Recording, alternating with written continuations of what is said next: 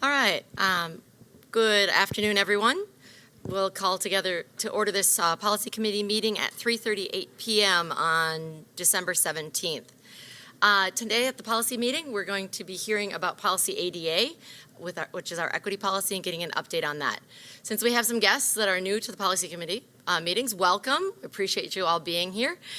The typical way that we do public comment at policy committee meetings is that it is signed up in advance, but since we weren't necessarily able to get everyone signed up, Board Executive Gant is going to come through, and if you'd like to sign up as an individual to testify or present to us, the way that works is you get 3 minutes. At the end of your 3 minutes, we gently ask you to draw your comments to a close. If you don't feel you've had enough time to share all of your comments, you're welcome to come see Mr. Gant and get put back on the end of the list so that we make sure that we have a cycling through of voices so that no one monopolizes the microphone. At the end of that time, since there are only 3 of us today as board commissioners, we can then adjourn and just sit and have a quiet off-road conversation just about where we might want to be, what you need, just so we can hear from you. Okay? So we'll do a presentation from Dr. Durant and her team, public comment, and then when we adjourn, we can be in a more relaxed setting for you all. Okay? So with that, Dr. Durant, would you like to join us?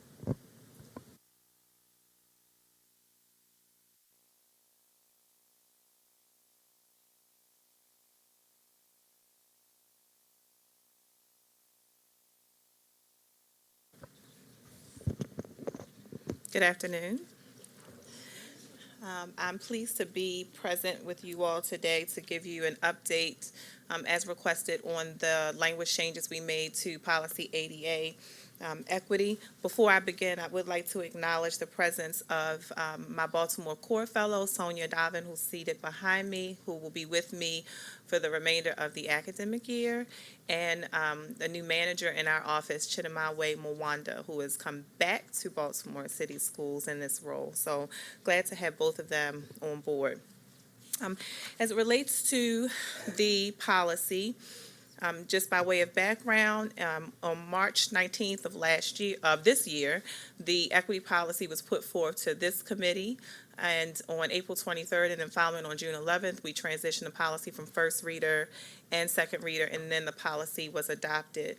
It's also important to note that the equity COMAR regulation was adopted on October 22nd of this year by the Maryland State Department of Education. After the policy committee met on June 11th, we reconvened the Systemic Equity Task Force, and we made adjustments to the policy. The policy that was approved by the board was approved with the understanding, and this language comes directly from the minutes of that June 11th meeting, with the understanding that there would be some additional work done to tighten the language, and if it had implications for the content of the policy, it would come back to the board for revision. Following that meeting, the office worked closely with our legal office to refine the policy language, which resulted in some additions, some omissions, and then some changes for ordering and numbering for consistency. During that period of time, we also sought outside advice about the content and the spirit of the policy, seeing as though the policy was really designed to make sure that the district was interrogating systems and structures and practices that we have in place that historically disadvantage students of color. And the feedback that we received consistently was that what we need to be able to do is to withstand strict scrutiny. So if someone were to ask, why were we talking so specifically about the historical context of the impact on city schools, would we be able to support the decisions that we were making? And because of the data that we had that shows the disproportionate impact as compared to white peers, we feel pretty confident that we will be able to support that with the data that we have. So I'm going to run through quickly some of the major changes in the language, and then I have a few pieces of information by way of update about what has happened since June, and then certainly we'll take questions from commissioners or the CEO. So in terms of the editing marquee, we have some highlighted text that really impacts content in the document, strike through where it's been omitted, and then italicized text that indicate a change in the structure of the policy. So in the first section, in purpose, where we start by saying in the original adopted version, Baltimore City Public Schools acknowledges in the remaining text. We've now changed that to say Baltimore City Board of School Commissioners and Baltimore City Public Schools collectively referred to as city schools. So you'll see that throughout the document.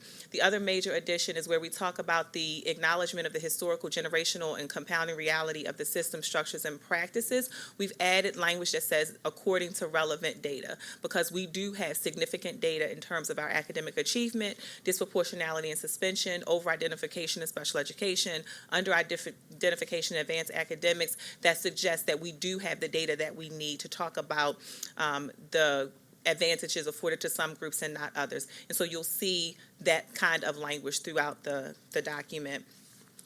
Again, in section 1, purpose, the original document read, through this policy, City Schools owns its role in creating and implementing policies and practices, and that language has been changed to read, through this policy, City Schools acknowledges the role educational institutions have in creating and implementing policies. And again, you'll see City Schools, and then you'll see some grammatical changes.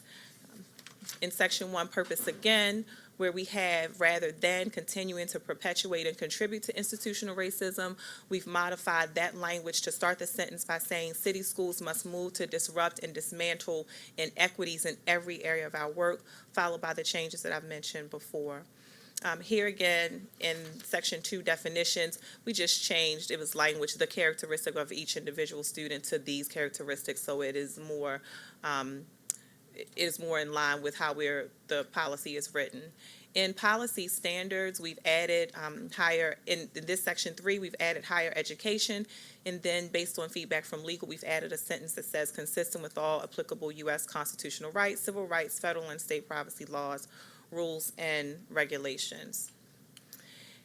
In section 3, policy standards under disrupting and eliminating systemic equity, you'll see that we've just changed language around providing learning to professional development, and then you'll see city schools, in that we will ensure that staff explore and understanding. And you'll see city schools will ensure that staff, again, throughout the remaining portions of the document.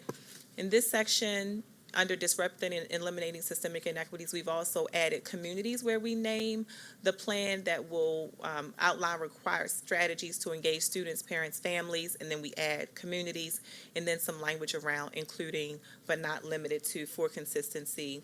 In the language, here again, city schools will, to be consistent with earlier mentions, including but not limited to. So as you see, a lot of this is for grammar, it's for syntax, it is for consistency in how the document is read. We've added partner organizations, just to be clear that we really do have an expectation that not only will we, city schools, work to honor culture, experiences, and humanity of students, family, and community, but we do have an expectation that our partner organizations will also do the same. Here again, city schools and including, we will assure reasonable actions are taken. In this line, you'll see in number 2 of section 3C, we've added specialized programming and support models are formulated and adopted to create opportunities for historically oppressed learners to thrive in academic programs. In this section, number 3, we originally had admissions processes allow for an increase in underrepresented students, and that language has been amended to read admissions processes include unbiased criteria, which will allow for an increase in unrepresented students, which speaks to the disproportionate impact that some of our policies and structures have on our students. And item 4, which is now item D, where we have added the part of the sentence that says, do not adversely or disproportionately disadvantage students of color, which is actually the spirit of the document. Here, there's just some language changes. We made sure to add technology, math, and again, this is including but not limited to, so it allows us the space that we need to make sure that we're talking about all of the academic experiences our students will have. In this section, in D1, you now see that items 2 through 7 now correspond with B through G, and you'll see those changes in the next couple of slides. In this, originally number 7, it's now G. We will be communicating de-identified data, so that just means that you will not be able to figure out which students we're talking about as we're communicating data, the disaggregate data about our students. Here, and there, this is actually a change. It should read CEO and or designee. There was an edit after this, which probably just did not make the slide. We have changed it from her and his so it does not have binary language, and that has already been approved by legal, so it now reads CEO and or designee, which should be in the updated track changes document that you have. Apologies for that. We did not want to have binary language in the document. And then just a minor edit where we have and report, we just have a report. So that concludes the changes to the language in the policy as requested after our meetings with legal. And just since I had the time before you, I wanted to take an opportunity to let you know what has been happening. So one, I will say again that one of the major things is that we now have additional people on the team, which is a blessing is what I will say. The other thing that has happened is that we've really been focused on year 1 implementation of the plan. And year 1 implementation, as I said, when we started the policy and in conversations with the CEO and cabinet, has really been focused on training of school teams and district office staff.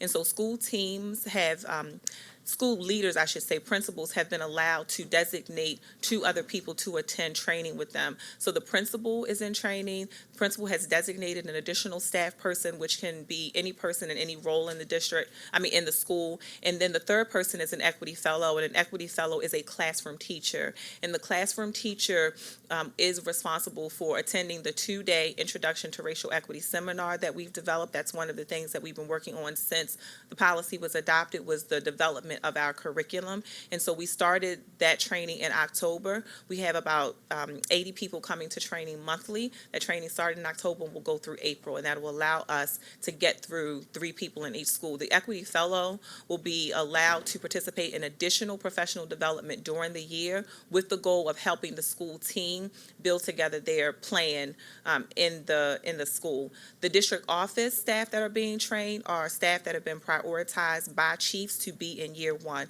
So at the conclusion of year 1, we anticipate having about 500 people have gone through the 2-day Introduction to Racial Equity seminar. In addition to that, we spent time with all of the CLNs at CEO Institute to do an introduction to the policy and a primer for the training. We also had a panel at the CEO Institute. We had 3 of those same sessions in district office. We've spent time with Be More Me curriculum writers as well as Be More Me teachers, presented at New Teacher Summer Institute, and have been doing training with human capital and special education. The session that we are rolling out every month is really designed to speak to Standard A of the policy, which is about disrupting and eliminating systemic inequities by having staff engage in a learning experience to build personal, professional, organizational capacity. The focus of that seminar is the historical context of race in this country, race in Baltimore City, the impact of city schools, and then an introduction to racial consciousness. Cabinet has been engaged in training. We had a factuality, which is a structural racism experience for cabinet members and other leaders in office. Cabinet has also participated in a session on internalized domination and subordination. We have 3 more sessions calendared for the end of this year. The board will begin training after the first of the year, first training being held in January. And then in terms of other district office support, there have been training and co-facilitation with schools. We provided guidance to school-based leaders on things like dress code, LGBTQIA. We've provided guidance around JBB and some of those that have come in, recommendations on policies, been working with the CEO Ombudsman on issues that have come up around holidays, graduation requirements, suspension, supported the REACH Fellowship for district leaders, and the Comprehensive Staff Development Team, the AP to Principal Accelerator, Year 1 Principals, Grade Level Reading Coalition will also be supporting Maryland ELLC and MSDE CCEIS with special education. We've been able to allow some of our leaders to attend professional development with the Mid-Atlantic Equity Center. They had a breakfast in the fall, which was around realizing the dream, promoting success for English learners, so we were able to send teams and leaders to that. National Summit for Courageous Conversations, the Maryland Cultural Proficiency Conference, and we'll be hosting the Maryland Multicultural Coalition Spring Conference, which is the theme this year is engaging our partners, the roadmap to equity. So those are just a few updates about just a few things that we've been doing since the policy was adopted in June. And that's all I have in terms of formal comments, and be happy to take your questions at this time. Well, first off, hats off to you. Thank you. Secondly, I'll turn it over to colleagues if you have questions. Do we need? No? Okay, then I do. Do you? No, go ahead. I go last, so you get a chance to go. Great. Thank you so much, Dr. Durant, for all the work that you've been doing. One of the things that I wanted to hear a little bit more about in terms of this, I know year 1 of the plan, could you talk more broadly about sort of what does year 2 and year 3 look like? What is the arc of this work in the next 5 years, if you've gotten that far? And I'll just start there because I have a couple other questions. So the plan that we're working to develop is actually a 3-year plan. The first year, again, is designed to do the training for district office and school-based teams. The year 1 training, the Intro to Racial Equity Seminar, is a prerequisite seminar for anyone that's going to be in subsequent year training. And so in year 2, we plan on going deeper into the school and district office. So in year 1, chiefs were allowed to identify individuals in their staff. And I will tell you, for the most part, the groups that have been identified are mainly executive directors and directors. So they're more senior in those offices. And so the plan for year 2 is to continue that prerequisite training for other individuals on those teams. And so executive directors will then be able to select individuals to participate in training. And our plan, and a lot of it will be based on the amount of funding we're able to get. The way we are able to do our plan for this year, monthly training with up to 80 people, is because we've gotten outside funding to do that. If we're not able to secure that kind of funding, then that's going to present a challenge for us being able to put that many people through training next year, in full disclosure.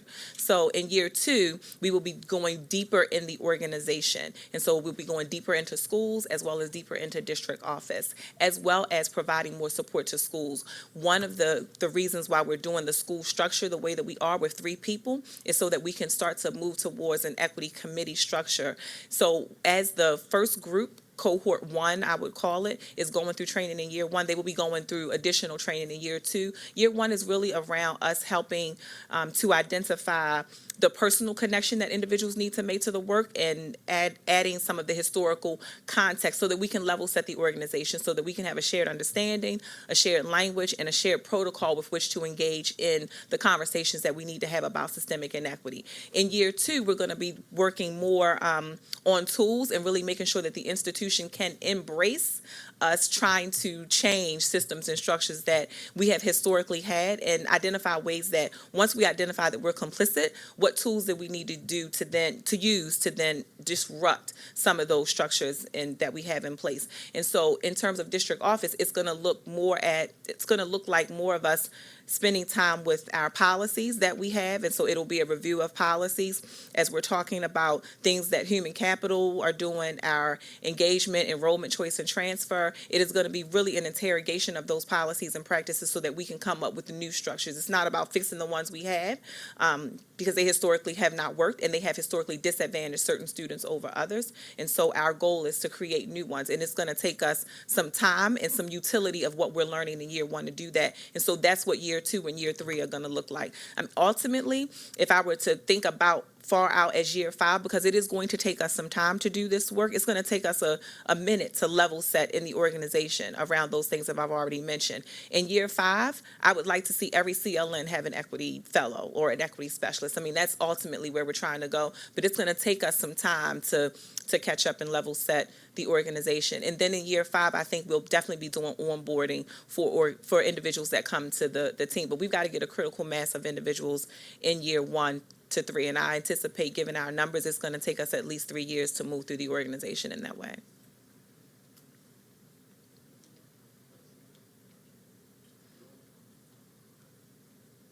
Yeah, so thank you for that. So thinking specifically about all of the many ways that it's required to begin to shift the organization, right? So what I heard a lot about is training and development and capacity building, which is really, really critical in order to shift the one's relationship to the work.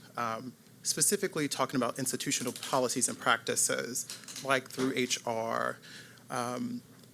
What sort of systems or things do you have on your mind right now to begin to shift HR practices that might disproportionately be impacting teachers of color? Or more specifically, how are you actually capturing what are the exact issues that are emerging within our system so that we can just start pulling that specifically? So I'm going to attempt to answer the question based on what I think you're asking, and if not, we can clarify. circle back. So what I will tell you in terms of our work with Cabinet, because one of the major things that we're doing with Cabinet, and this is actually responding to Standard D, which is around building capacity for equity-based teaching and leading. One of the things that we said we would do is have Cabinet use a set of guiding questions. So when people talk about, you'll hear often people using an equity lens as a sentence starter. People use it all the time. And so when we're talking about using an equity lens from a Cabinet perspective, we're talking about how are we actually making our decisions. And so one of the things that Cabinet has spent time on the first part of this year and actually plan to roll out after the new year are the guiding set of questions. And Dr. James Hassan, I know you're familiar because we use the Portland Public Schools, St. Paul Public Schools, and then the guiding questions from MABE as a starting point.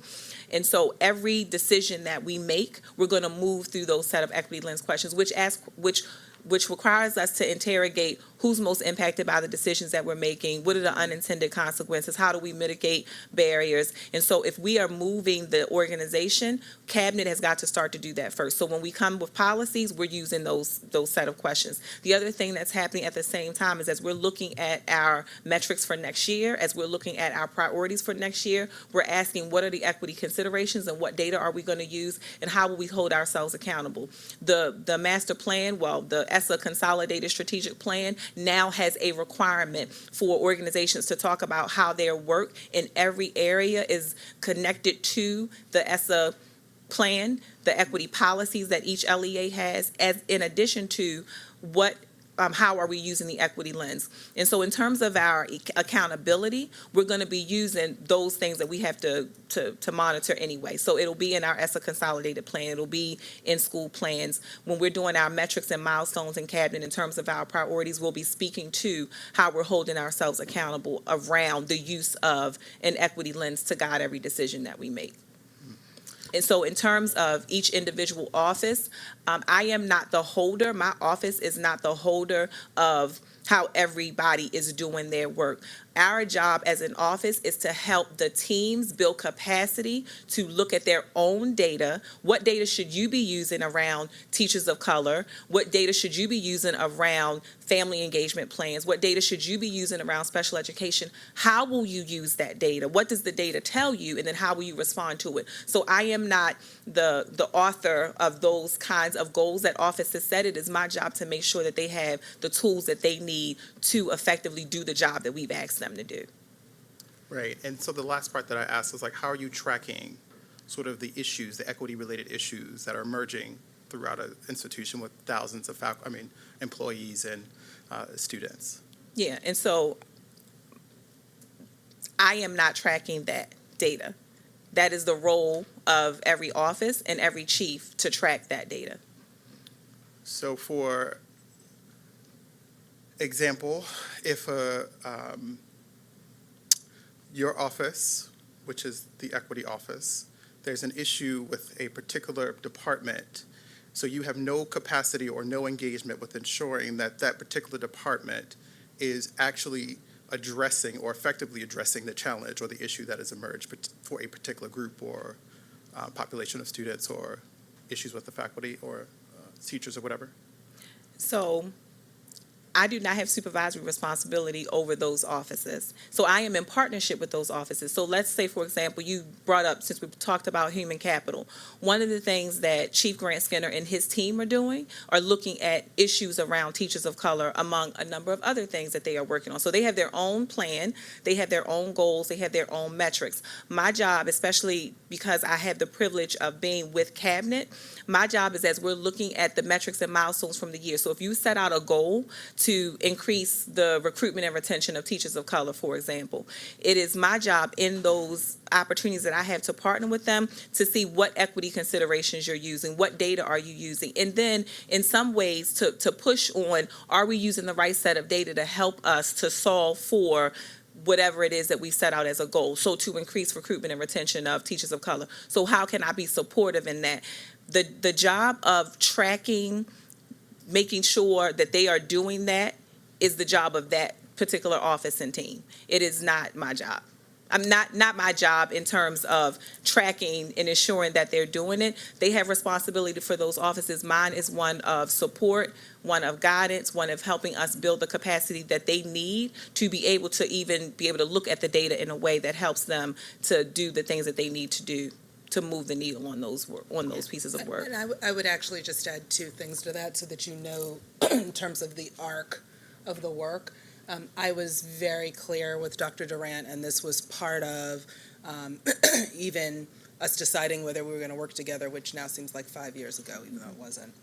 And it was one that I have been part of districts where the equity office now becomes the throughway for everybody's equity challenge. And so what happens is then that office owns equity work and it's not distributed throughout the organization. We were very intentional in the planning of this, that we were embedding within, frankly, our overall continuous improvement work as a cabinet and as a district, the discipline of every department owning equity goals, every department having an equity lens when they were looking at their data, because quite frankly, again, and I've sat on cabinets and I've worked in central offices and I've started schools, and you can dodge whatever you want to if you're waiting for just three people now? Mm-hmm. 3 people to be the kind of gatekeepers of that.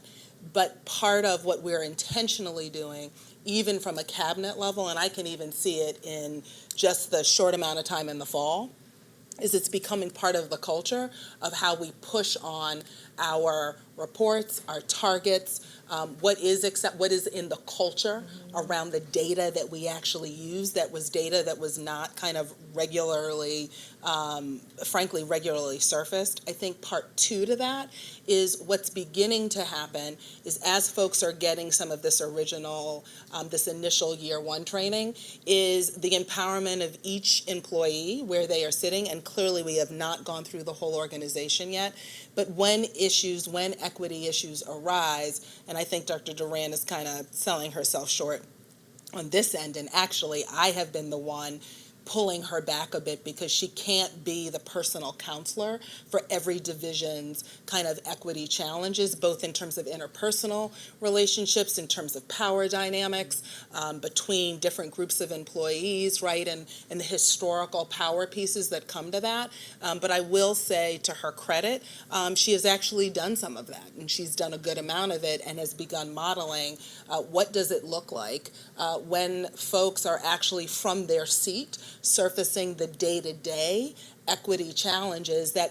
heretofore were not surfaced. And so I think we're beginning that work in both the policy way, in terms of how we do our work, but also in terms of just, frankly, some interpersonal dynamics of how departments are run. And so when some of that bubbles up, actually, folks do go to the equity office. What I have been trying to do is, again, set a tone where we all own that equity work. Because I've worked in districts that have an equity office, and it's nice, and they, become the complaints. Yeah, the complaint They become office. the ombudsman. Yeah, they become the ombudsmen.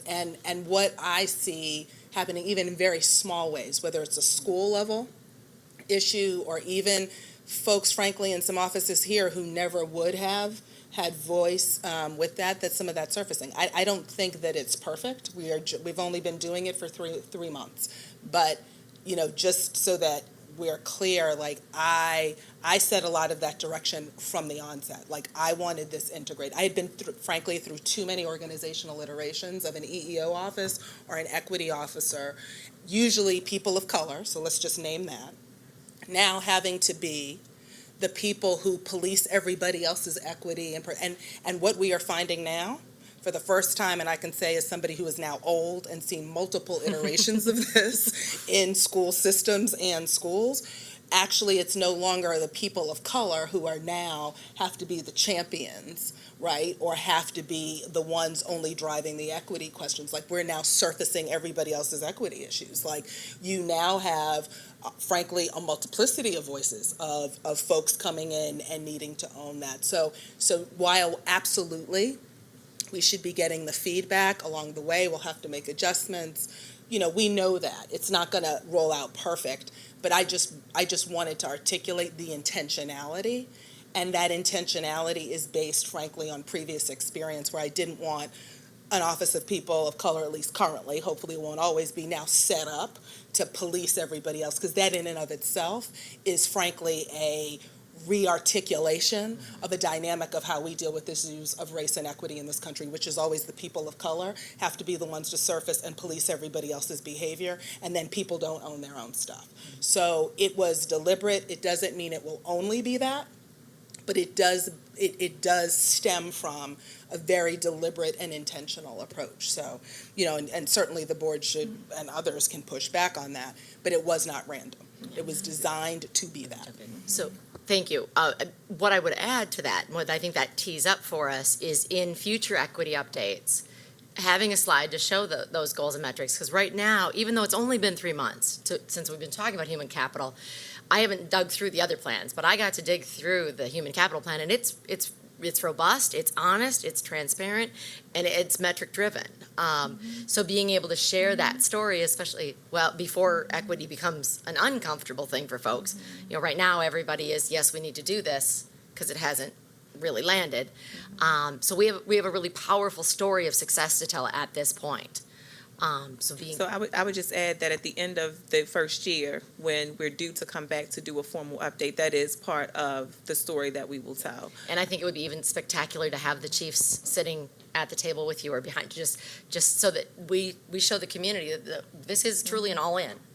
I'm also really excited to see the version 75.0 of the lens so that the board can adopt it and begin to use it as well. I think you'll like it. I think it's pretty good. Cabinet did a tremendous job on pushing it. So back to Dr. Brooks. Oh yeah, so I think the point that I was trying to make is that there has to be some level of accountability in terms of how we do this work. And so, I was not suggesting that there was going to be some unified singular office where we would do the work. I'm saying I think it's important that it's embedded in the work, but I also know how long it takes people to do their equity work. And so if we're building capacity as a trainer and a facilitator of equity work, it takes years to develop that skill set. And so that's why I was just asking, so that we can be sure somebody has to catch. They can throw them in there. You might not be able to do anything with them, but we can start tracking what types of issues we're having regularly. Where are they showing up? How are they showing up? So that you can actually develop a strategy to start to develop, to assess the gaps so that you can then create solutions based on those. I think that's kind of the spirit of the question. And I would hope that as we're doing the work, because if we're going through the heads or each of the chiefs, maybe that's them giving an update on their own equity stuff so that we can see explicitly what's going on. And I think that's, for me, that's what I really want. I want to be able to know what's happening and at that level, whether it's coming to you directly or your office.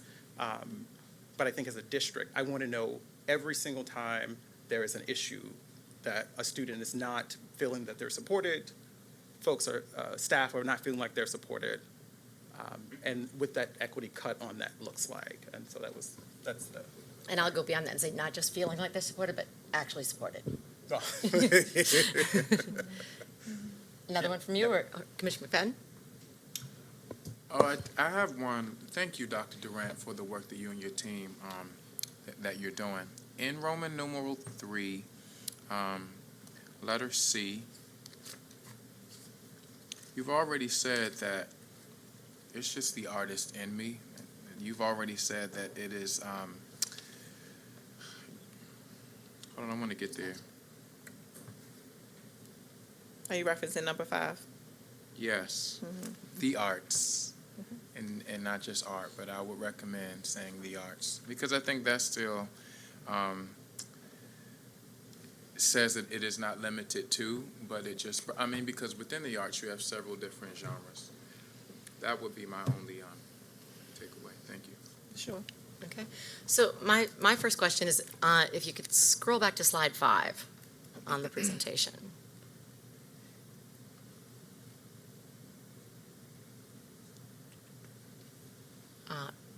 Is that 5? 5? This one? Yes, yep, perfect. Can you talk to me about why the Baltimore City Board of School Commissioners and Baltimore City Public Schools rather than just one entity? So it says city schools now. Right. The other policies just simply say the Baltimore City Board of School Commissioners acknowledges the historical, rather than it language there sounds like we're two bodies. We're the commissioners and we're city schools. So I'm just looking for why, because So- everything you've done is so intentional that I want to make. So what I will say to you is that when the first version of the policy, and certainly it was the first time I put forth a policy, so when we wrote Baltimore City Public Schools, for me, it was inclusive of everybody, to include the board, and it included everybody. And when we got the feedback from legal's recommendation was that it needed to be Baltimore City Board of School Commissioners and Baltimore City Schools collectively referred to as city schools. So that was a recommendation from legal. The first version of it, I thought that included everyone, because you'll note in other places where we talk about development, we talk about the board, and we talk about all of the different facets of the organization. So that was actually a legal reference, and so I can't answer why it's written that way. Okay. Just that's No, what I was just told to do. wanted, I Yeah. figured there was some reason. Yeah. Mr. Gant, most policy language, though, just says Baltimore City Board of School Commissioners, da-da-da, does it not? For consistency with other policies? No, I'd say that's accurate, yes.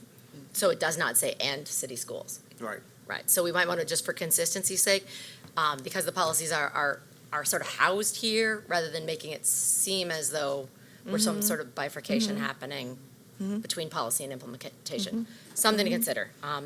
The other is on slide 22.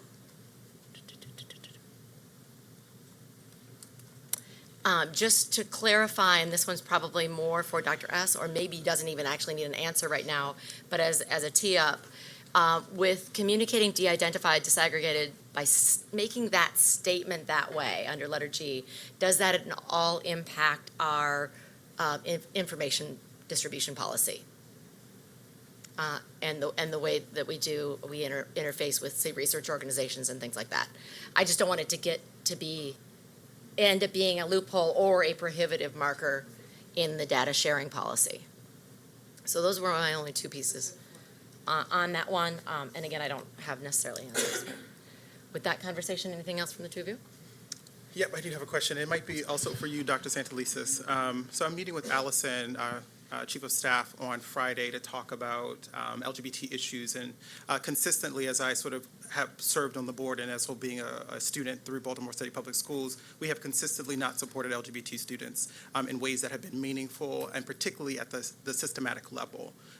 Where would that fall in terms of ensuring that all of the data that we receive, to whatever capacity we can, make sure that we're ensuring that we have ways to collect data that's specific to LGBT folks, and then and how do we sort of make sure that when we are working across systems, whether that's in discipline, if that's in working with whomever in the district, that that we have the information that we need in order to better be supportive of those folks. And so I'm not sure where that falls. I would assume that, from my mind, that would fall into the equity office, but maybe given that that's not necessarily how that works, where does that sit? So what I would say is that I think it's a fair question, and what we need to do is look at all of the places where that data disaggregation comes into play. Given that we have started with racial equity because even that data had not been disaggregated, I think was a starting place, but it was never intended to be the final place. So I think That's something that we'll have to think through beyond the ways that we've done it in the past, which is just, when we have to report on how particular student groups are doing, or when we're working with partners, we cue that up. But I think your question's a fair one, in terms of where does that live, and how and when does that disaggregation actually come to fore, I think is a fair question, and not one that has been part of any kind of regular systematic review that will come out. And I think that, we would need to look at that and see when that's appropriate. And again, we made the decision, as we said at the beginning of this policy, to begin with, there's a reason why it's a racial equity policy, and we made the decision based on the history and the context of Baltimore to begin there, but always understanding that it would not stop there, and that there's intersectionality. People are not one thing, and they are not just their race or ethnicity. But we also knew, based on our partners and the people that we worked with, that the continued historical, generational lack of addressing race specifically was something that we heard from our partners needed to be called out. But again, I say, it was never intended to be to the exclusion of other identities or groups. So I think we're going to have to factor that in as well. Yeah, and I think that what's really important for me about that is that, as you noted, intersectionality it lives in my body. So I was a gay boy going to school here, a gay black one, specifically. I hear you. So when we do the work around racial equity, Absolutely. to acknowledge as if what my race experience was compounded, it was cut, right, by both of those particular pieces. And so I think sometimes when we talk about the differences, it's as if the folks are not multiple. And so given that our district is predominantly black, it's unlikely that there would be a significant portion of us who have also a LGBT cut to our identities. And so to do racial equity work would be to do LGBT specific work as well. Yeah, absolutely. And that's why I said I think your question is spot on. But I'm not going to gin up an answer for the sake of having one. What I would say is, I think that we always knew that was going to be the case, because no one, even some of the early work that we've already done this fall, no one, including myself, is all of one thing. And so we know, and I think we could go around the room, and that's one of the things that we've done as cabinet, is that we know that there are multiple identities, and the intersection of those identities is part of what makes us unique. I think, though, from a systems standpoint, we need to continually call out, and, Dr. Durant will be very proud of me when I say this. We have also made a decision to realize the intensity of what we are taking on and the way that we are taking it on. And so the going slow is not a going slow to mean dragging feet, but it is a going slow to make sure that it's done deeply. And like I said, I've been very straight with Dr. Durant. I have battle scars from having done this, and done it poorly, done it surfacely, done it in the name of let's do something. And one of the reasons we waited this long to do this was because we wanted it done well and deeply. And it's not going to be perfect, but I just want to assure you from that standpoint that we always knew that it was going to cover things, and frankly, even more than just one's gender identity. Because we're all multiple identities. And so we knew that it wasn't going to be one piece, but the naming of race in a city that has not named race, and I can say that as somebody who moved here 10 years ago.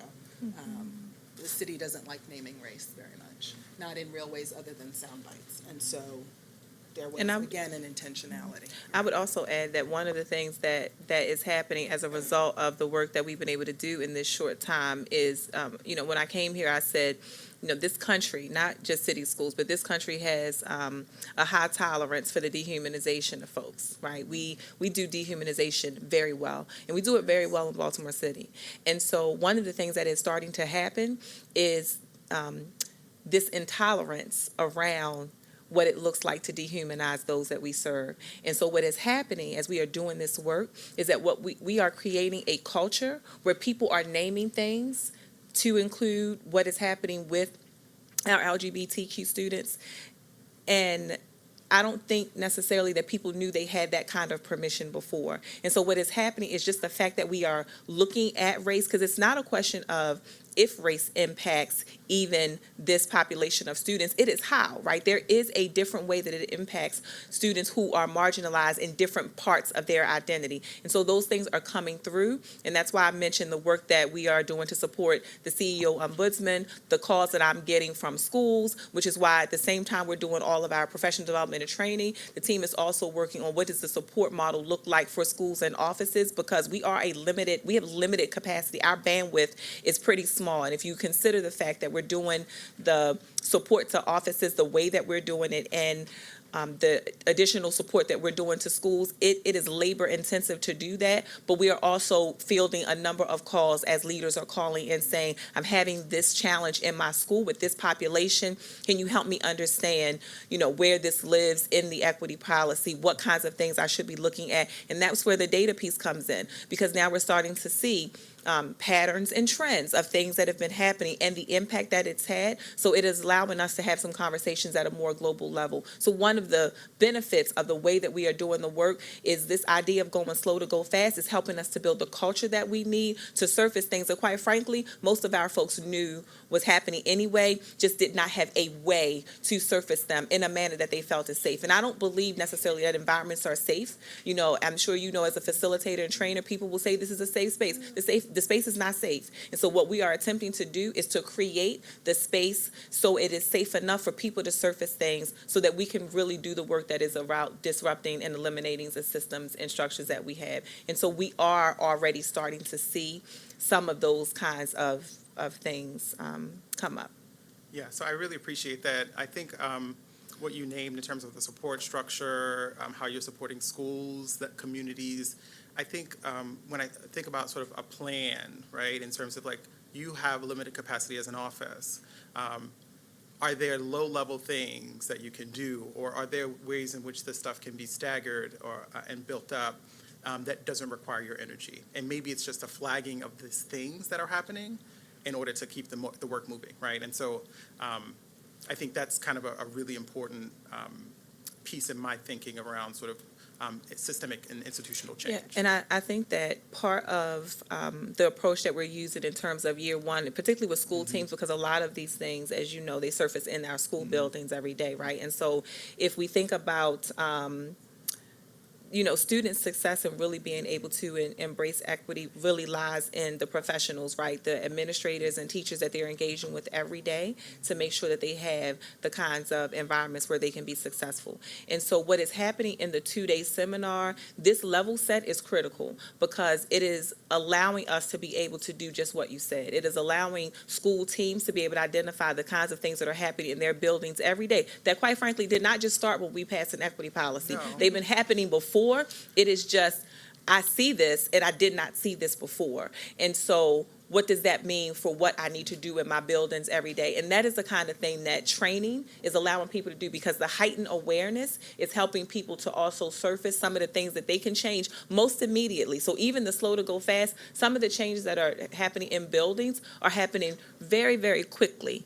And because people are able to see things that, quite frankly, were in front of them the whole time. All right, thank you very much, Dr. Drake. Appreciate you, appreciate this work, and we look forward to the next update. We will move to public comment now, and I'd like to recognize Councilperson Mary Potts Clark, if she's still here. Would you like to? Oh, Did you want to come up and say hello to? Yeah, but Can you? I'm Could you? number 6 on the Samoa list. Okay, excellent. We'll let you wait your turn then. I would like to, Excellent. We'll go ahead and do that. thank you for the, All right. So as we mentioned before, as is the practice of this committee, when you're welcome to come join us for 3 minutes. We'll gently ask you to wrap up your conversation at the end of that 3 minutes. If you don't feel like that was enough time for you, you're welcome to come and re-put your name at the bottom of the list so we hear from everyone. And then we have a hard stop at 5:15, correct? Is that okay? All right. So first we'll invite Zach Taylor. What? She's the. I have a list. That is I sent her name first, so but this is. Oh, okay. Would you say, I don't see it. Can you say the name? It's on the agenda. Okay. Franca. if you can come up. Okay. So are there others on the agenda? No, she was the only one on the Okay. agenda, and this is just everybody else. Thank you. Sorry about that. Hello, thank you. My name is Franco Miller Paz. I'm a teacher at Baltimore City College, and I'm going to be offering an interpretation of my friend's testimony. Bueno, primero que nada, buenas tardes. Mi nombre es Alexandra. Well, good afternoon. My name is Alexandra. Tengo un sentimiento muy encontrado porque soy madre de 2 hijos I have a very strong feeling about this because I'm the mother of 2 children. y no me puedo imaginar que mis hijos, cuando crezcan, tengan una barrera para estudiar. And I can't imagine my children having a barrier to being able to access their education. Creo que la igualdad de educación para todos es lo ideal para que tengamos un futuro mejor. I think equality in education is necessary so that all of us can have a better future. Creo que todos los chicos tienen la misma capacidad para ir a cualquier escuela. I think that all children have the capacity to attend any school. Además, también necesitan soporte. Jóvenes que vienen recién llegando aquí, necesitamos ayudarlos, apoyarlos. Soy maestra de danza y es una forma que yo creo para que ellos se sientan cómodos también. And these children and students who come here, they need support and they need care. I myself am a dance and music teacher, and I support youth in their transition when they come here to the United States. Ya que yo al llegar a este país no tuve a nada ni nadie que me ayudara y yo hubiera querido una oportunidad. Because I came to this country with nothing and no one to help me, and how I wish that I could have had some support. La educación es lo básico, lo ideal para todos y por favor necesitamos una igualdad. Education is a basic right for everyone, and we deserve equality. Thank you. Gracias. Thank you. Thank you very much. I'd like to Here's an briefly, sorry. oh. Can I briefly add before the minute? You is up? certainly may. I want to add that I myself am an immigrant as well. I know what it's been like to be denied educational opportunities because of my status as an immigrant when I was in school. And my friends that are immigrants as well, and their children who have survived the difficult journey that it means to come here, to be on the border, and to have the immigrant experience, to have the undocumented experience for many is years and days and times and memories of trauma, of rape, of violence, and especially the students that are affected by this, middle school students, 6th graders, 7th grade, 8th graders, have had to go through that. Many of them have. And so I think it's very important that we think about all of the battles they have already faced before they even get to the doorstep of our city, and that what we should be doing, and that I hope through this equity policy that we do, is give love and open arms to our immigrant community because they've suffered enough. Thank you. And as Dr. Durant pointed out, organizations and units within this organization are identifying their blind spots as they go. So leaving 3 minutes for someone who is a native English speaker and 3 minutes for someone who needs to use a translator is not equitable.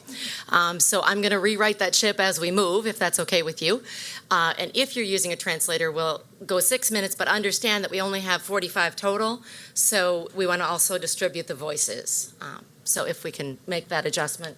Committee, is that okay? And I Thank would you. also offer that we sort of codify that so that we just have it Yeah. in memory. Yeah, so if we can, Yep. play that one. Thank you very, very much. I also, while we transition to Zach Taylor joining us to share, I would also ask to to comment in the spirit that has been presented so far, in understanding that there are certainly selective high schools in the district, but that there are students and children at every high school and every place, so that we make sure that we frame our conversation so that it doesn't put down any group or any organization, because there are great things happening at each and every school in city schools. So Zach, go ahead, thanks. Great, and thank you for that comment, because I know that through the work and my interactions with Somos, they very much feel that this is not just all about them. They recognize that there are issues across the board with the high school choice process, and they're speaking to the issue that they know best and have experienced. But in every meeting I've been in with them, they've tried to go out of their way to express this isn't just an us issue, and we want to work in collaboration, but they're speaking to what they know best.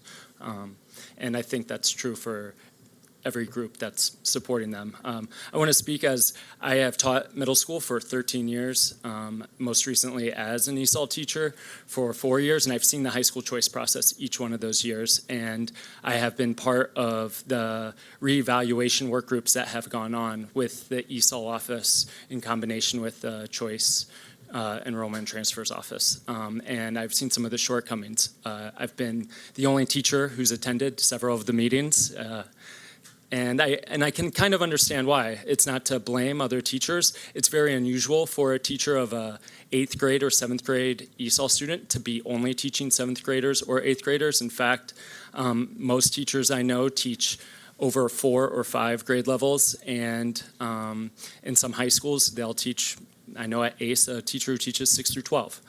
So it's very challenging to focus on just the particular issues.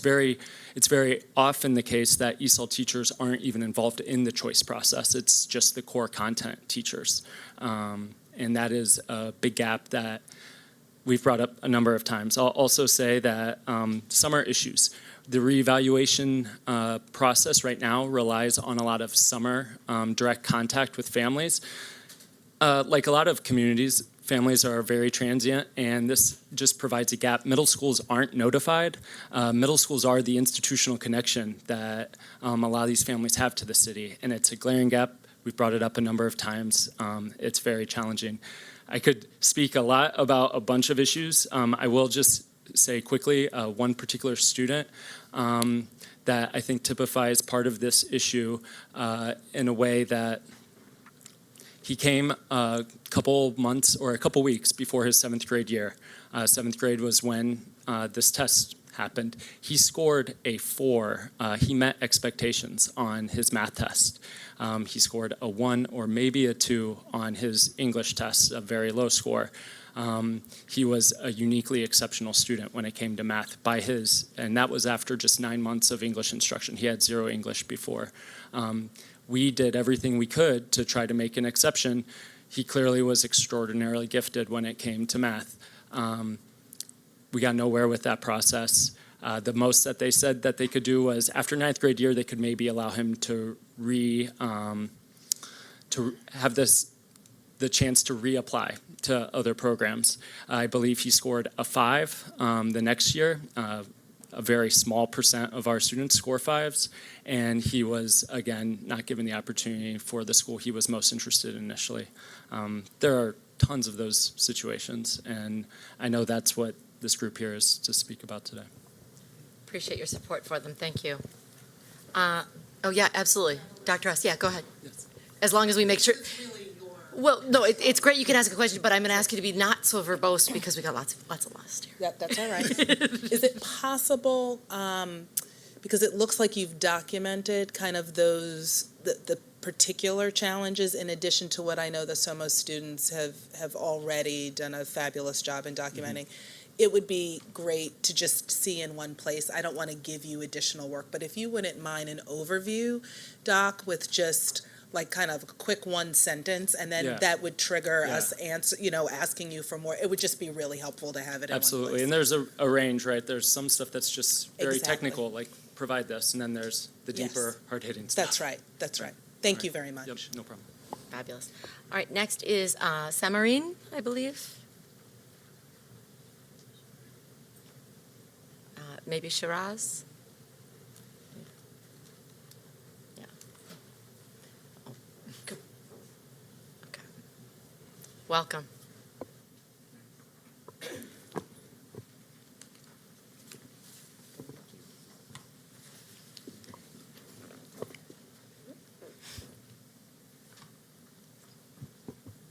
Actually, more accurately, I should say welcome back. Thank you. I just wanted to say that this would be like 9 minutes and So 333? Yeah. Okay, perfect. Good evening, everyone. My name is Samreen Shiraz. I'm a sophomore at Baltimore City College and an organizer of Somos. Hi, I'm Kimberly Vasquez, a junior at Baltimore City College and a Somos organizer. My name is Samar Khwaja, and I'm a sophomore at Baltimore City College and organizer of Somos. We, student organizing, a multicultural open society, Somos, tackles with systematic injustices in Baltimore City public school system. Currently, we are fighting to make sure ELLs have fair access to highly selective schools. First, we thank all of you for having us today. If you are a supporter of Somos, can you please stand up?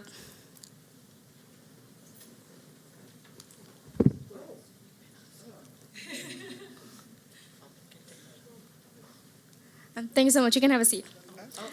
Can you stay standing up so we can get a picture from this angle? Oh, okay. Stand up. Okay, we can have a seat.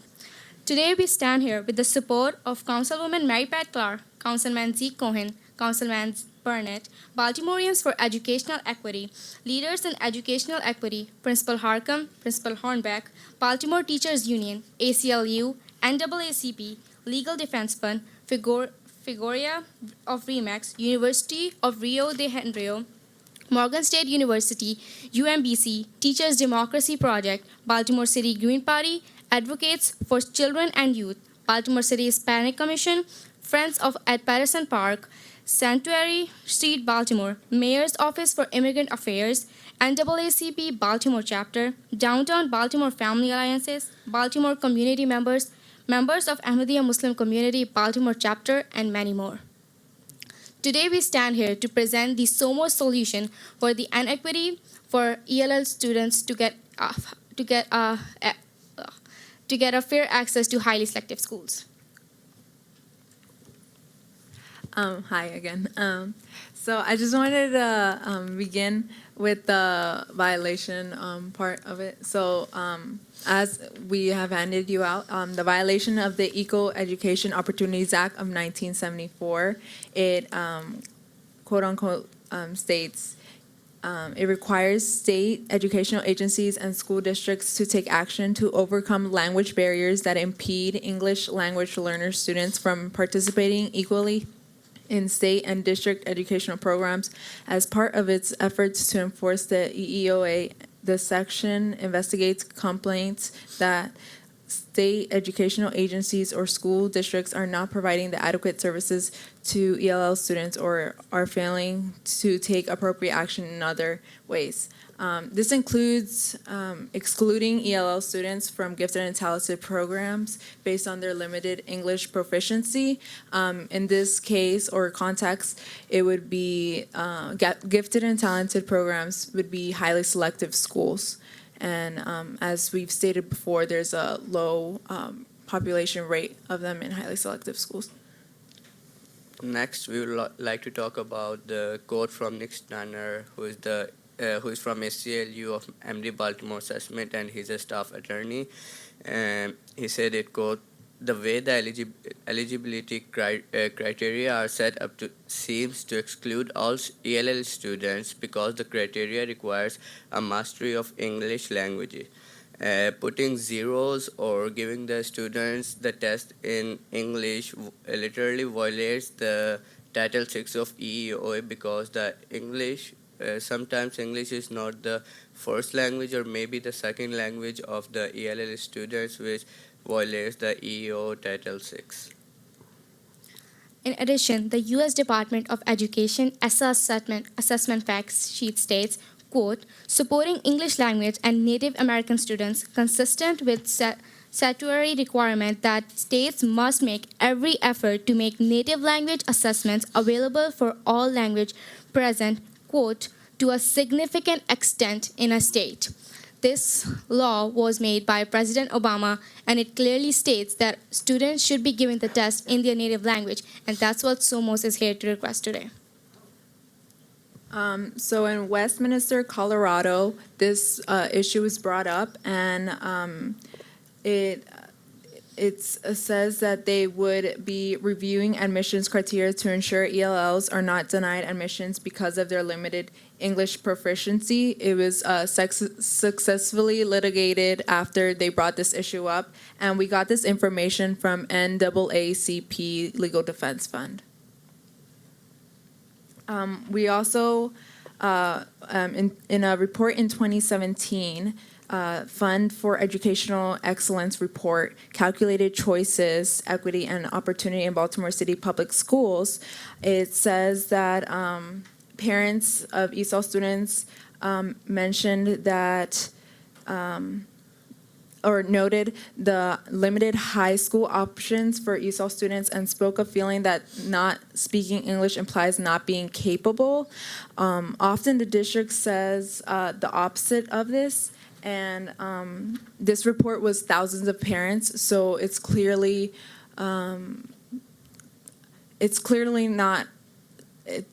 There's a large amount of them that are saying this, and I feel like not being capable would be like having a D report card, since you're technically passing, but we're not over exceeding what we should be for our immigrant population. Next is Advocates for Children and Youth from Samoa, Gardiner, Education Policy Director. She says that since the year 2000, this student group has grown by more than 300% statewide.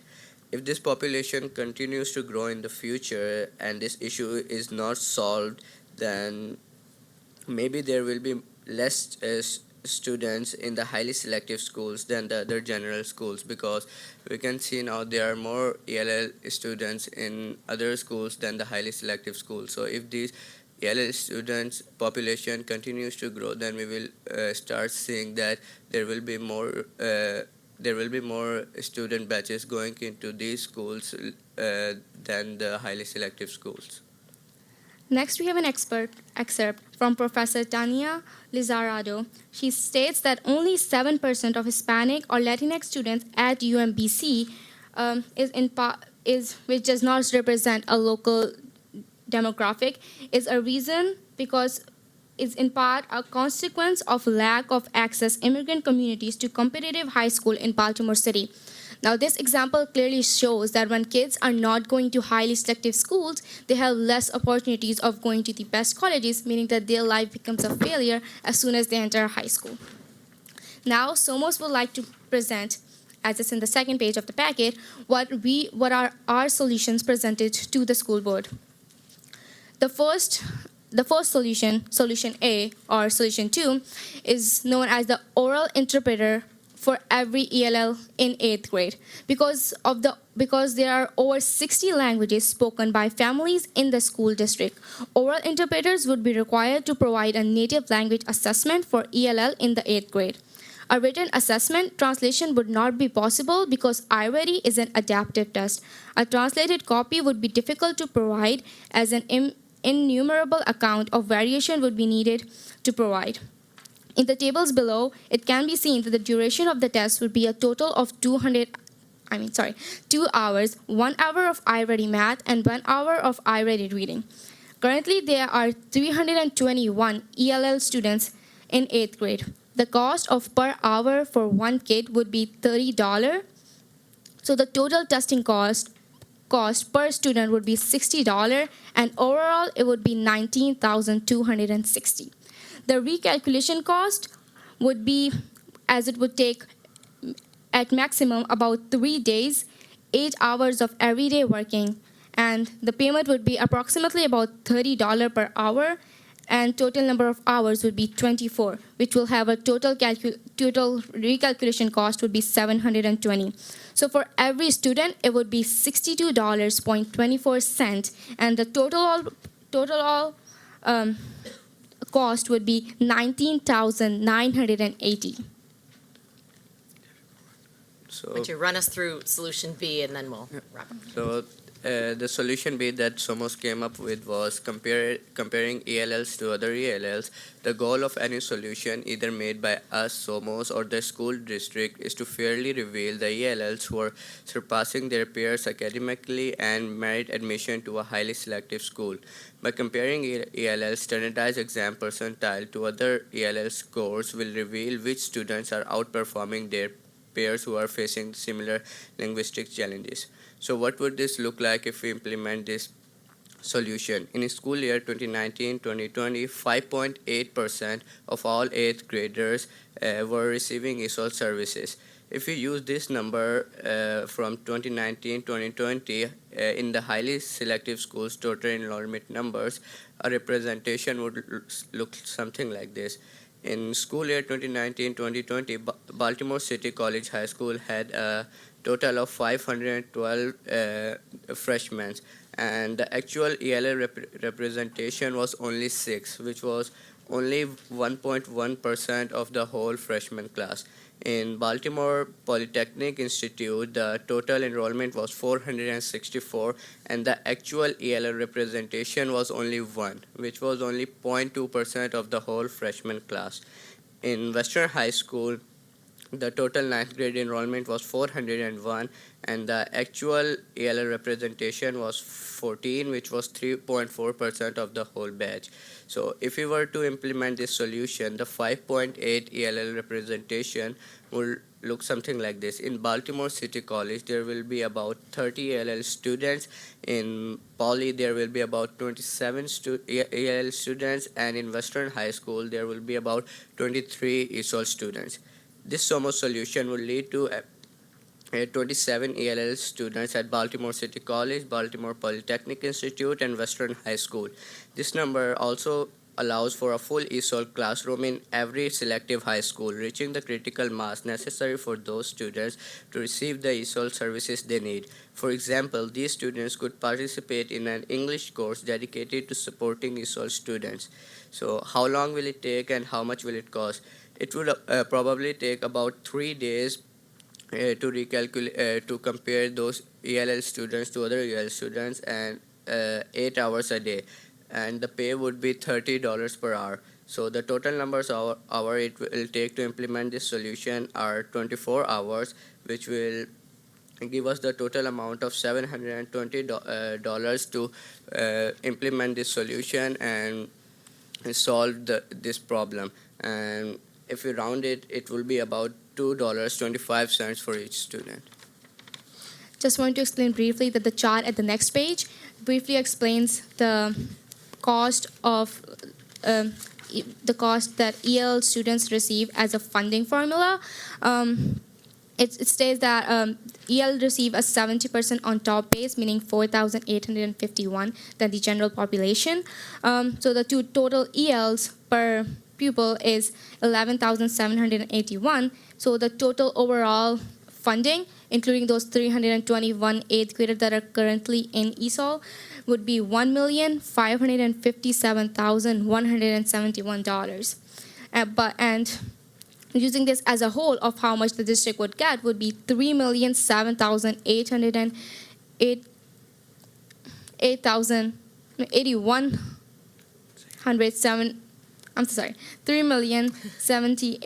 A lot. Yeah, it's like a lot. I don't know. And it shows that district is, and the school board, of course, is capable of giving either that oral test to the ESOL population and calculate their scores with the other ESOL students. Excellent. Thank you very, very much. Questions? Either of you? Or comments? Thank you, Madam Chair. I appreciate your voices here this afternoon, and you all should be very proud of the advocacy that you all are doing for yourselves and for your peers. Are all of you English learners? I'm an ex-English language learner. Me too. Me too.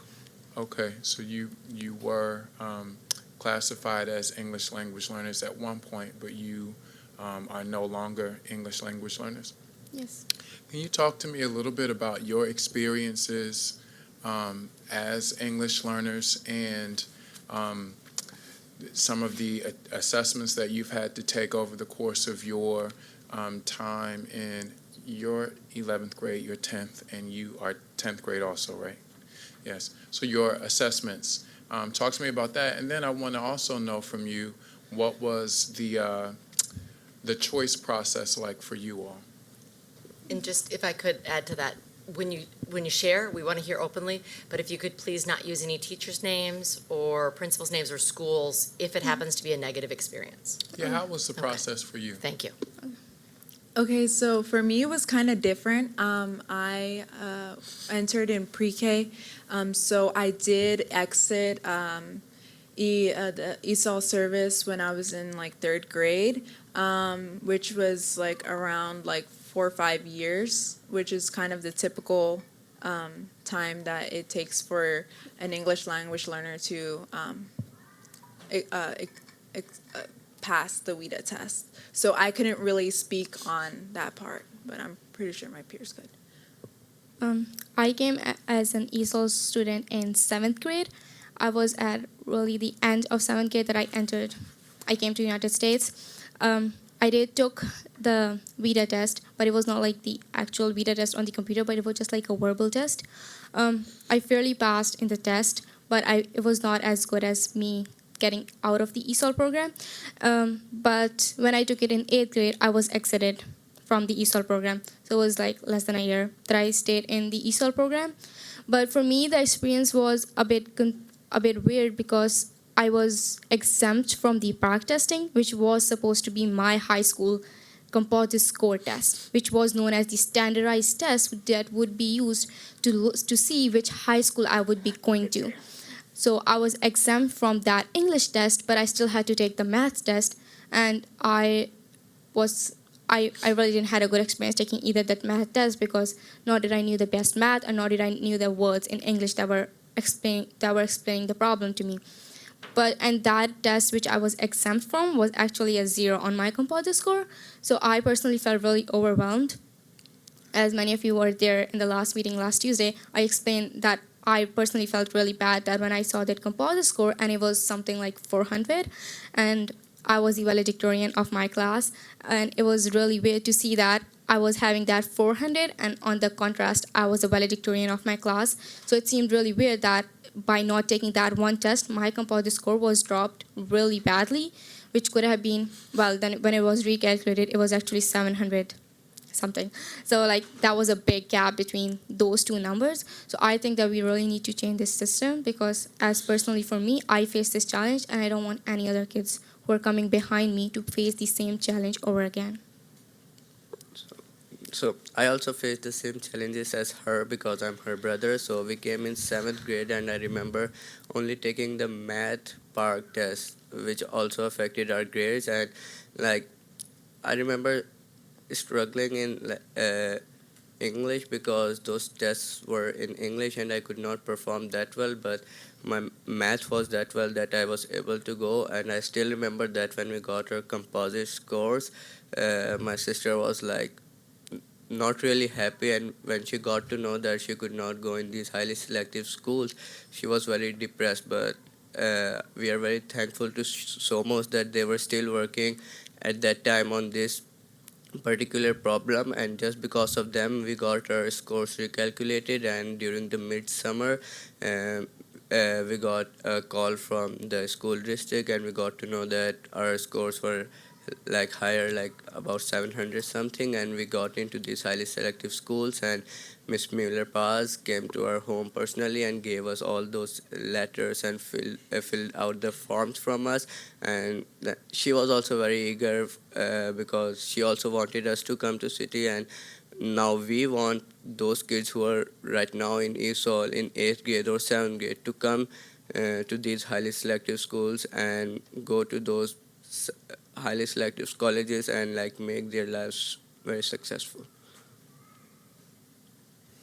Thank you for that, and I really appreciate you all bringing this to the board's attention. Can you also just share with me how were the solutions, the two recommendations, the A and B, how were they created and who worked on those solutions, the composition of those solutions? So in the beginning, SOMOS came up with 4 solutions. That was with the support of ESOL teachers, 4 different middle schools that helped us get some data, and we formed these 4 solutions, but our top choices are these 2 solutions that we are presenting to you right now. These solutions basically came from parent review, students review, and from different middle schools and the ESOL teachers and what the students want for themselves. And as we explained the experts at the beginning, we looked at different legal documents which state that students should be given the right opportunity of or the way they can learn the best. That's how SOMOS came up with the idea of presenting the kids with a native language test, and comparing the ELLs with ELLs was actually a recommendation from the ESOL teachers, because it clearly showed that, well, me and my peer are learning the same thing, but I am outperforming them, meaning that I have some capability that I can achieve a higher level of education than my other peers. And it would clearly show that I have the opportunity and the ideologies of going into highly selective schools if, unfortunately, one of my peers does not. So it actually shows what I can do academically and not actually just what a test tells me, which is not even in my language. And to just add on, most of those solutions that were made by those students who have already graduated, like last year. So like this also shows that SOMOS is fighting this issue for so long and it has not yet been solved, and those students who are working on these solutions have already graduated, and we don't want this to happen again, that we also graduate and this solution, this problem is not solved. We want this problem to solve right now this year. Thank you for that. Just that I'm so proud. So thank you so much for dropping knowledge and wisdom and bringing it to our attention. Yeah, and you've already done sort of the roadmap, so as we start to look at other possible inequities in these schools, maybe leaning into you, whether it's zip code proportionality, students with special needs, representation, using the model that you have created for us. So thank you for that. We'll now welcome Aziz Khan. Thank you. Aziza Khan, I believe. And if I said that incorrectly, please help me out.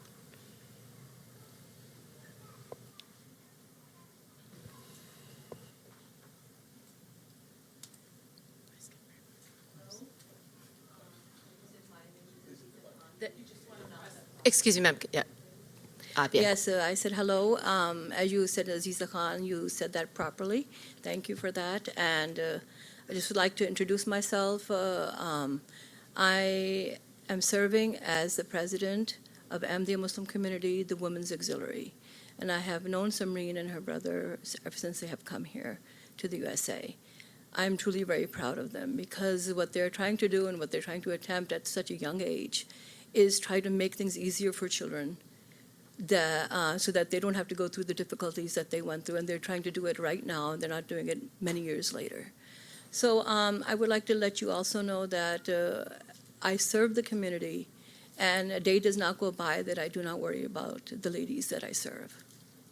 And in that, I guess for that moment, I would like to say that the people that I have seen that have come through as refugees, as Samreen and her brother are, that they're extremely capable people, very intelligent, and I'm hoping that this hearing today will allow a lot of these words to come through and the message be forwarded that the change needs to be made, that they're academically very apt, and English is something that it can be, worked with, but it's something that we should not be holding these girls and these boys back in. And I would like to just give a small example. One of the girls of our community, she had won an award in art. And art is a language which is spoken through all countries. We can all appreciate it, we can understand it. English is something that we do not speak in every country, and everybody is not fluent in. So this is something that we do need to, if we can rectify here, and as soon as possible, because this has been going on for quite a while now. And in that same capacity, I wanted to say that we recently held a program, and in that program we were in our organization, the refugee children, the girls. And we had about 14 refugee girls that were talking about their dreams and what they wanted to accomplish when they came here. And they briefly mentioned about what they had gone through, basically out of the frying pan into the fire. This was kind of like coming into the fire when they could not go to the school of their choice, even though mentally they were able to, but they were caged in their own way and imprisoned. But they did get through it, and I'm hoping that what we're doing here today will help children for tomorrow in the future, and it will help them sooner than later. Thank you. Thank you. I hope you see us as partners in that work. Councilperson Clark.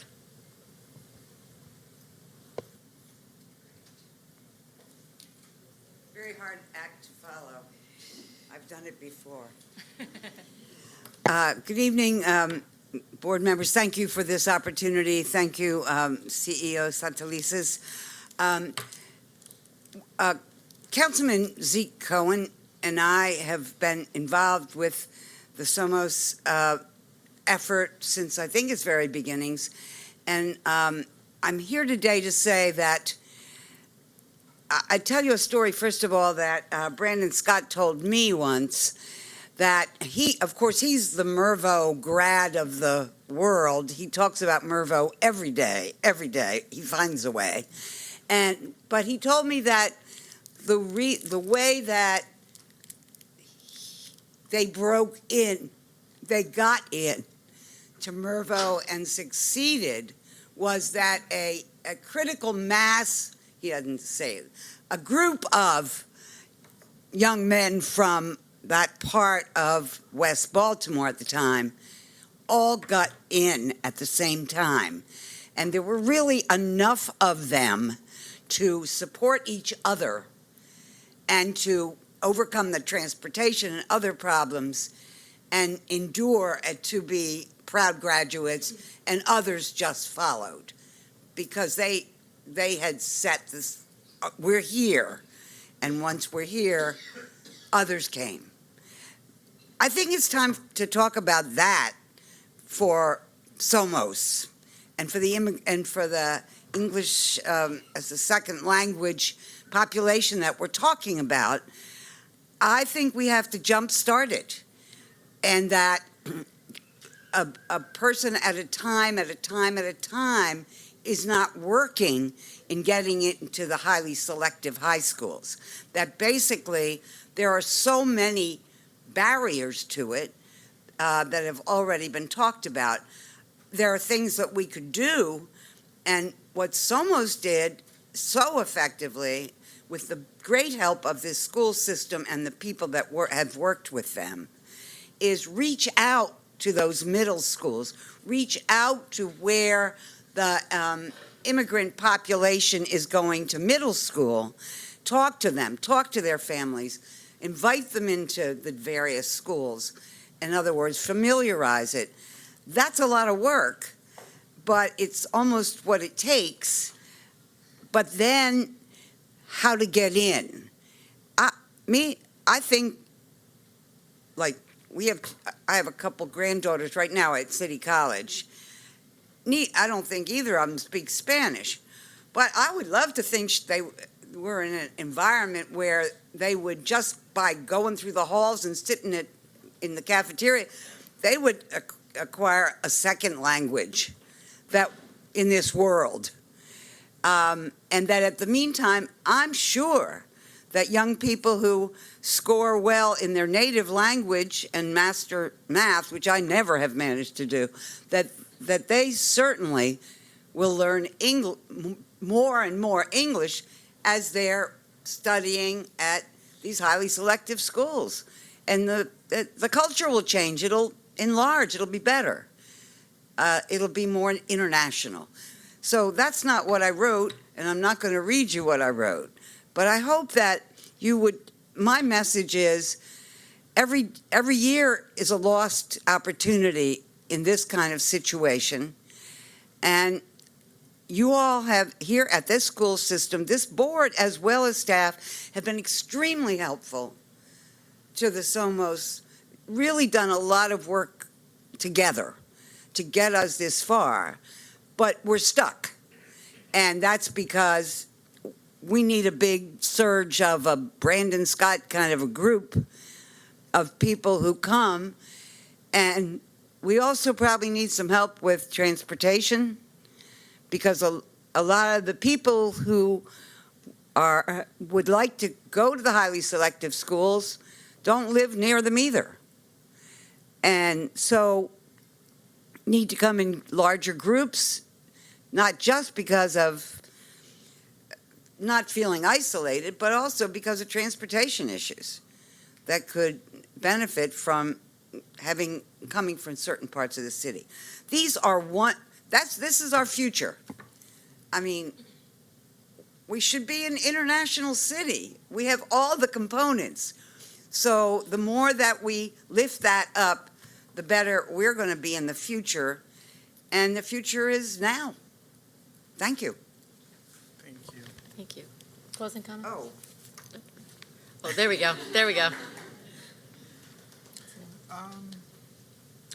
do we usually cover? I don't want to repeat something that's unnecessary.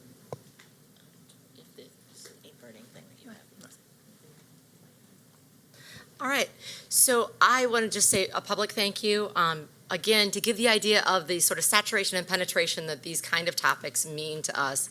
It's important to see. Normally, Dr. Santelises doesn't come to this meeting. She normally sends a representative. That shows how much she is invested in this work. Dr. Durant stayed and her team to hear the whole piece. Ms. Billups is here. President Brown from BTU was here. So we're all on board. And we love the guidance you've given us to help do this better and do this right. I'll take just a second, since perhaps you all have reach that I don't.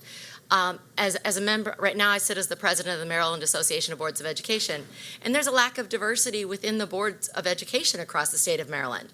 So if there's ways we can help support members of immigrant communities running for boards across the state. Right now, we have 168, I believe, school board members across the state and 0 Latinx representatives. So that's a place to look to find, to help elevate this voice, because if it's happening in Baltimore City, it's happening everywhere. And it takes us well-meaning, well-thought-of, doctored people. We need other people to show us where our blind spots are and to help us illuminate the issues so that they can be addressed. So thank you for being here. Our next policy meeting is January 21st, where we'll talk about policies JJF, which is student activity funds, and ACB, which is sexual harassment. It would be awesome if we could encourage your colleagues at schools, students, to join us for all of these policy meetings, because even though it may not seem like it's directly impacting you, all of these policies create the fabric for how the system functions. So with that, we will at 5:10 p.m. adjourn. Yes? Okay. Excellent. Thank you very much.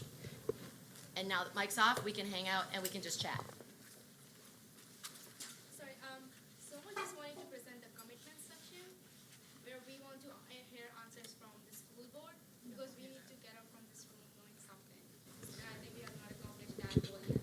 Okay, so right now, we're available to chat with you. We can't give you answers on behalf of the full board because it's just 3 of us. But what we can do is engage, chat informally with you, take that back and have a conversation with our board colleagues so that